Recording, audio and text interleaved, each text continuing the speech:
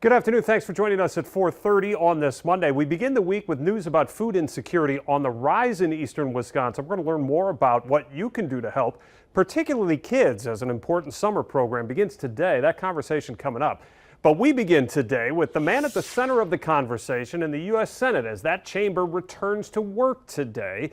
You're taking a live look at the Capitol building, both chambers returning from vacation, and the Senate starting to take up what President Trump calls that big, beautiful bill, which of course has passed the House, but is going to face opposition in the Senate, at least as it's currently constituted. And leading that charge, of course, Wisconsin Senator Ron Johnson, a member of the powerful Senate Finance Committee. Johnson has been very vocal about how the bill does not cut spending enough and that President Trump can't pressure him to agree on the bill.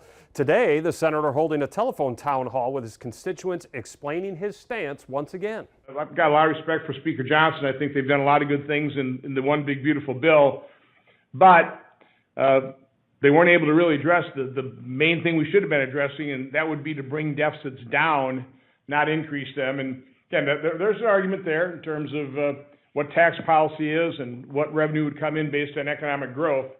But the one thing we can control is spending. I know President Trump in the State of the Union address pledged to balance the budget. This is a once-in-a-lifetime opportunity to address this, again, massive and unprecedented spending increase to reset this to a more reasonable level. Well, the bill that passed the House promises to slash federal spending by $1.5 trillion.